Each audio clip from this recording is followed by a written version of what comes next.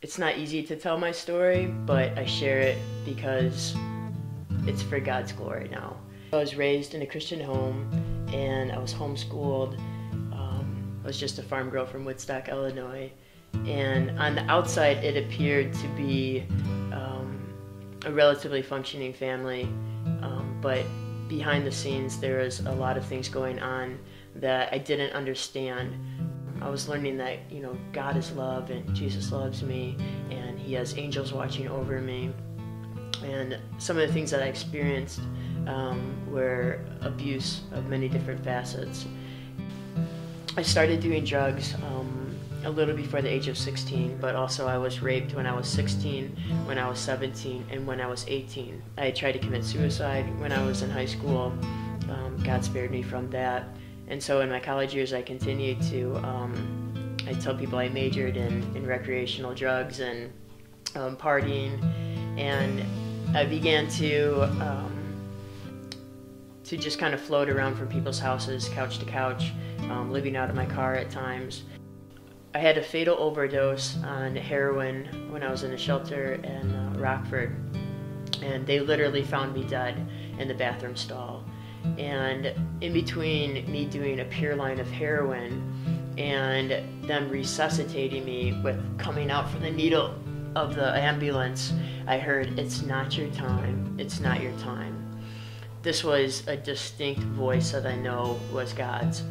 And while that would be a really good bottom for people to think, oh, I think she's going to come up from this now, I continued to dig deeper and deeper. And though I didn't go back to the heroin after I withdrawed from that, I went right back to the cocaine. I went to several different rehabs, and a couple of them, the 30-day ones, I would complete, and some of the longer programs I would get exited from, and a couple of them I even graduated. But I always picked up within days or a week or two after I would either finish or get exited from the rehab. I spent almost a year and a half on the streets of Santa Barbara, in and out of shelters, but the last few months were some of my darker times, of maybe 5 or 6 months, and living under a bridge, sleeping in a park at times, prostituting a body to continue to remain high, up for 5 or 6 or 7 days in a row. There wasn't like a specific point where it's just all of a sudden God started speaking to me, and that's when I responded to his call. I mean, there was a pattern of this. God is always speaking. And yes, sometimes it is very loud and sometimes it is a whisper, but his voice is so distinct.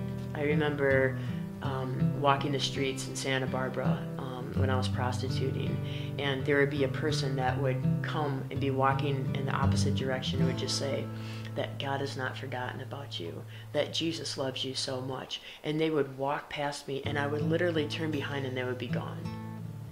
And I knew that those were God's messengers. I knew that they were angels, and it wasn't because I was high on drugs and was delusional. Those were audible ways that God was speaking to me through people.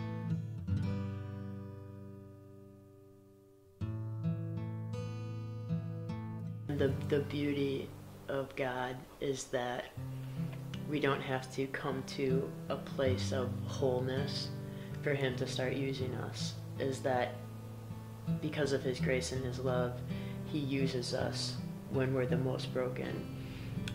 The word mess is in message. I remember in California sitting against a cement wall with some of the other prostitutes that I worked with, and them sharing their stories of rapes and attacks and abortions that they had, and telling them, God is with you, he is for you, he has not left you, he still sees you. And even when I lived on the streets, I was carrying around one of the many recovery Bibles that I had, and I would open it up, and there would be times when I would get together with other people living on the streets and pray with them and for them, sharing scriptures with them. And so God was someone that I talked with, that I had a relationship with, even in those really dark moments.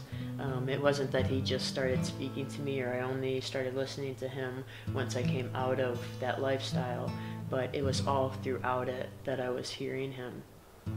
God is just so cool that He allows us to go through things that mold and shape us.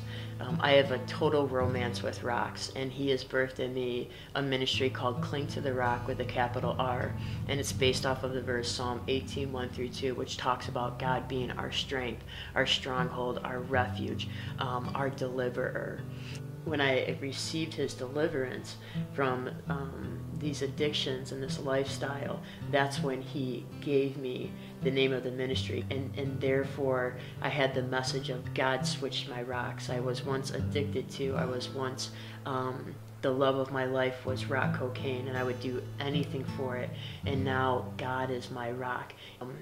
And God always wanted to do that work in me. He was always calling me out. He was always speaking to me, showing me signs and wonders of His awesomeness, even in my mess. But this was the point where I was willing to answer His call.